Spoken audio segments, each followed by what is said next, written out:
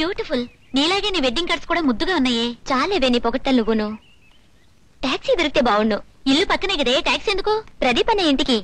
అలాంటి మంచి మనిషికి మొదటి కార్డు ఇస్తే అన్ని శుభంగా జరుగుతాయి. ఏ టాక్సీ! అరే అన్నయ్య, సరిగ్గా నీ గురించి అనుకుంటున్నా, నువ్వే వచ్చావు. ఎందుకమ్మా? ఏం లేదు, నాకు మ్యారేజ్ ఫిక్స్ అయింది. అలాగా, కంగ్రాచులేషన్స్. ఇప్పుడే వెడ్డింగ్ కార్డ్స్ డెలివరీ తీసుకున్నాను. నీ దగ్గరికనే బయలుదేరాను, మొదటి కార్డు నీకిద్దామని. సొంత చెల్లెళ్ళ అభిమానం చూపించి మొదటి కార్డు నాకే ఇచ్చినందుకు చాలా థ్యాంక్స్ అమ్మా. అవును, ఇంతకీ అబ్బాయి ఎవరు? నాకు తెలుసా? ఆయన నీలాగే పోస్ట్ గ్రాడ్యుయేట్ అన్నయ్య. పేరు సుధీర్. అమ్యూజ్మెంట్ పార్క్ పక్కనున్న అనాథ శరణాలయం ఆయనే నడుపుతున్నారు. నేను కాలేజ్ మానగానే అక్కడ టీచర్ గా చేరాను. ఆయన భావాలు నాకు నచ్చాయి. అంటే మీ ఇద్దరికి పెళ్ళైన మరుక్షణం నుంచే బోలెడంత మంది పిల్లలుంటారన్నమాట. రండి, టాక్సీలో డ్రాప్ చేస్తాను.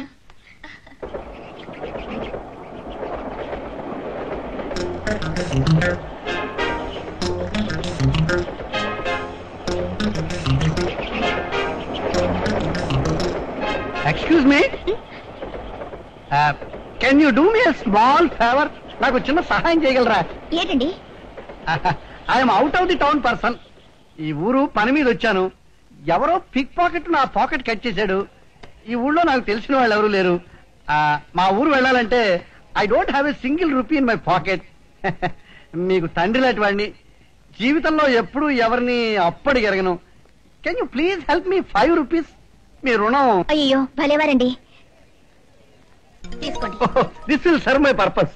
ఇప్పుడు ట్రైన్ ఉండదు, బస్సు రెడీగా ఉంటుంది. I will go by bus. Okay, God bless you.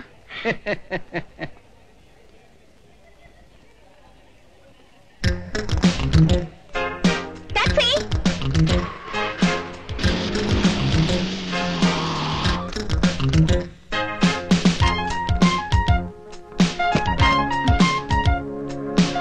గాంధీనగర్కి వెళ్ళాం.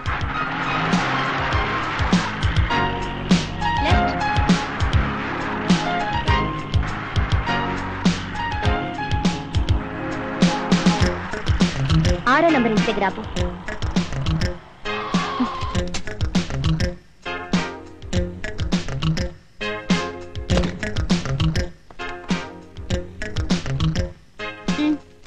ఎక్స్క్యూజ్ మీ, తీసుకోండి. ఏమిటిది? తీసుకోండి చెప్తాను. స్టేషన్ దగ్గర మీకు అబద్ధాలు చెప్పి 5 రూపాయలు తీసుకున్న పెద్ద మనిషి మా ఫాదర్. ఆయన చేసిన పనికి సిగ్గుపడుతూ ఆ 5 నా టాక్సీ ఫేర్ కింద చెల్లి చేసుకుంటున్నాను.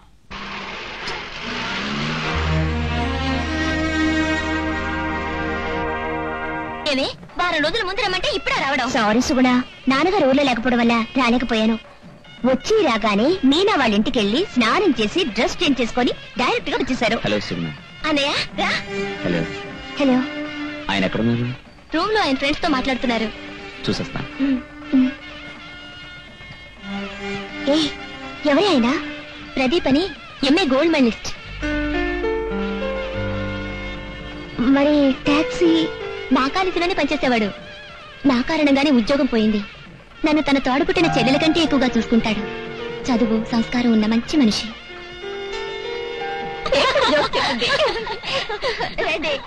ఏమే ప్రియా, ఇలా ఫ్రెండ్స్ పెళ్లిలో కలవడమేనా? నీ పెళ్లికి ఏమైనా ఏర్పాటు చేస్తున్నా లేదా?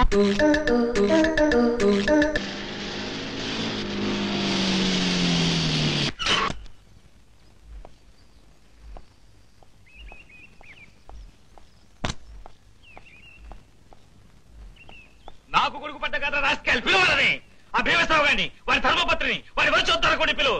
వెళ్ళా ఆగా, ఈ పేటలో వాళ్ళని, వీలైతే పక్క వీధుల వాళ్ళని కూడా పిలువు. వెళ్ళా చెప్తాను. ఈ నరసింహంతో చెలగాడాలంటే చీరేస్తాను, అందరికీ తెలిసేలా చేస్తాను. అన్నయ్య గారు, అక్కడెందుకు, లోపలికి రండి, మాట్లాడుకుందాం. రాను. అడ్డమైన వాళ్ళ ఇళ్లలోకి దొరబడిపోయి ఆ దోగతో నేను లేను. ఏడాదిన్నర క్రితం ఇస్తాన్న కట్నం ఇవ్వకపోగా నన్ను లోపలికి రమ్మంటారా? నేను రాను. ఈ నరసింహం మాటంటే మాటే. ఏమయ్యా, మీరే చెప్పండి. జమీందారుల వంశం అని చెప్పి, కోటీశ్వరుల కుటుంబం అని చెప్పి, కట్నం ఎంత కావలిస్తే అంత పారేస్తామని నేను కబుర్లు చెప్పి, తీరా మా అబ్బాయి వాళ్ళ అమ్మాయి మెడలో 3 ముళ్ళు వేసేశాక చిల్లరేది చేతులెత్తేస్తారా భీమేశ్వరరావు? మరి అతను చీరేయాల వద్దా? మాట్లాడరే. కరెక్టే అనుకోండి, పాపం వాళ్ళు కొంచెం కష్టాల్లో ఉన్నారు. నువ్వెవరయ్యా మధ్యలో మాట్లాడడానికి? ఇది మా కుటుంబ సమస్య, మేము తెలుసుకుంటాం. మధ్యలో ఎవరైనా మాట్లాడితే చీరేస్తాను. అలా చూస్తూ నిలబడిపోండి అంతే. కట్నం ఇస్తే తప్ప వాళ్ళ అమ్మాయిని తీసుకెళ్ళానని చెప్పి మా అబ్బాయిని ఇక్కడికి దొంగచాటుగా రప్పించుకుంటున్నారు. తర్వాత ఎప్పుడో వాళ్ళ అమ్మాయి కడుపు వచ్చిందని చెప్పి నా ఇంట్లో కూర్చోబెట్టాలని చూస్తున్నారు. ఇది మర్యాదస్తులు చేసే పని నాకు చెప్పండి. ఇదిగో అన్నపూర్ణమ్మ, మీ ఆయనతో చెప్పు, కూతుర్ని ఎరేసి నా కొడుకుని ట్రాప్ చేద్దామని చూస్తే చీరేస్తాను, ఆ పైన చీరలాగా ఆరేస్తాను. బంగారం లాంటి సంబంధం, మీకంటే రెట్టింపు కట్నం ఇచ్చే సంబంధం తీసుకొచ్చి మా వారికి ఇచ్చి పెళ్లి చేస్తాను. అది తొందరలోనే చేస్తాను, గుర్తుంచుకోండి.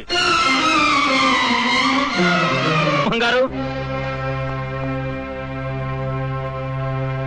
మీరు మా ఇంటికొచ్చి ఎందుకు ఆ రకంగా ప్రవర్తించారు, ఎందుకంత అవమానకరంగా మాట్లాడారు అని సంజాయిషి అడగడానికి నేను ఇక్కడికి రాలేదు. తాగి ఒళ్ళు తెలియని స్థితిలో మా తాహతుకు మించిన కట్నం ఇస్తానని మా నాన్న మీకు ఇచ్చిన మాట మీరిన్ని మాటలు మాట్లాడడానికి అవకాశం ఇచ్చిందో నాకు తెలుసు. కానీ మీరు ఒక మాట అన్న మాత్రం ధర్మం కాదు. ఏ మాట? తినగా చెప్పు, లేకపోతే చీరేస్తాను. మీ అబ్బాయికి మరో పెళ్లి చేస్తానన్న మాట. అవునయ్యా, అన్నాను. మీరు కట్నం ఇవ్వరు, మీ అమ్మాయిని కాపురాన్ని పంపించరు. కట్నం ఇవ్వమని మేము అనలేదు కదండి. ఆహా, ఇస్తారు. కానీ మీరు ఇచ్చేలోగా మా వాడు ముసలైపోతాడు. అనకండి, నాకు 2 నెలలు టైం ఇవ్వండి. 2 నెలలు? 2 నెలలు టైం ఇస్తే టాక్సీ తోలి 50,000 సంపాదిస్తావు. ఇలాంటి పిచ్చి పిచ్చి జోకులు వేసావంటే చీరేస్తాను, జాగ్రత్త. నేనెలా సంపాదిస్తానన్నది మీకు అనవసరం. నాకు ఈ ఒక్క అవకాశం ఇవ్వండి. నా మాట నిలబెట్టుకోలేనాడు మీ ఇష్టం వచ్చినట్టు చేసుకోండి.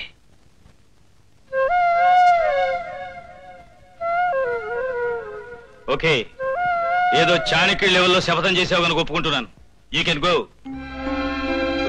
వస్తానండి. ఆగు, ఒక్క విషయం గుర్తుంచుకో. ఆ 2 నెలలు దాటిన మరుక్షణం మా వారికి ఇంకో పెళ్లి చేసేస్తాను. అప్పుడు ఎవరంటే వచ్చినా చీరేస్తాను.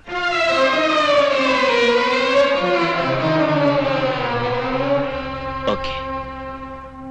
అవునమ్మా, 2 నెలల్లోగా కట్నం డబ్బిచ్చి చెల్లైని కాపురానికి పంపిస్తానని ఆయనకి మాటిచ్చాను. ఇక్కడ ఎంతకాలం టాక్సీ తిప్పినా అంత డబ్బు సంపాదించలేను. సిటీకి వెళ్తే అవకాశాలు కాస్త ఎక్కువ ఉంటాయి. ఏదో ఒక మంచి మార్గం దొరుకుతుందని నాకు నమ్మకం ఉంది. వద్దన్నయ్యా, నా కోసం అందర్నీ వదిలిపెట్టి ఎక్కడికో వెళ్ళిపోవద్దు. నా రాత ఎలా ఉంటే అలా జరుగుతుంది. అవేం మాటలరా. మంచి మనసున్న వాళ్ళకి దేవుడెప్పుడు అన్యాయం చేయడు. నా గురించి మీరెవరూ దిగులు పడతావు. 2 నెలలు తిరక్కముందే నువ్వు మీ అత్తవారింట్లో కలకల్లాడుతూ ఉండేలా చేసే బాధ్యత నాది. బాబు, ఈ వయసులో నీకెన్ని కష్టాలు వచ్చాయిరా. నీ మాటలు వింటూ ఉంటే ఎక్కిన మందు కూడా దీపోయిందిరా. నాన్న, నా కష్టాల గురించి సానుభూతి చూపించడం కంటే కనీసం నీ ఊళ్ళో లేనప్పుడైనా మీ బాధ్యత మర్చిపోనని మాటిస్తే నేను ధైర్యంగా వెళ్తాను. ఎంత మాట అన్నావురా? నేనంత బాధ్యత లేని తాగబోతు గాడిదలు అనుకున్నావురా? Definitely I do my level best.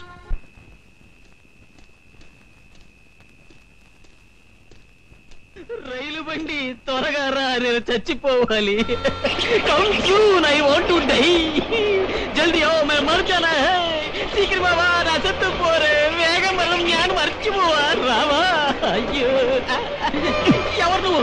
నేను చచ్చిపోవాలి, తన వదులు. చావడం గొప్పతనం కాదు, బతకడానికి ఆ ప్రయత్నం. ప్రయత్నం నువ్వే చేసుకోవాలి, నేను చచ్చిపోవాలి. నేను చెప్పేది విను. లేదన్నా, నా చావు నా ఇష్టం, నా లైఫ్, నేను చచ్చిపోవాలి. వదులు బాబో. ఇంకా వదిలి చావలేదా? వదులుతావా లేదా? Leave me. వదిలి చాలా సేపు అయింది. నీ చావు నువ్వు చావు.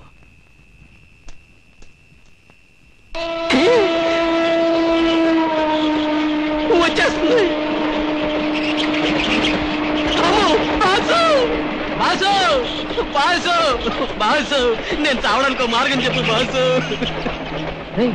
నువ్వు రాజు కదూ? నువ్వు ప్రదీప్ కదూ? మరి ఈ పనులు ఏంట్రా రాస్కెల్? నువ్వు హైదరాబాద్ లో ఉద్యోగం చేస్తున్నావు అన్నారు. అదంతా పెద్ద కథ బాసు. నేను ఈ మధ్య ఊరికి ట్రాన్స్ఫర్ అయ్యాను. సరదాగా ఓ ఫ్రెండ్ అమ్యూజ్మెంట్ పార్టీకి తీసుకెళ్ళాడు.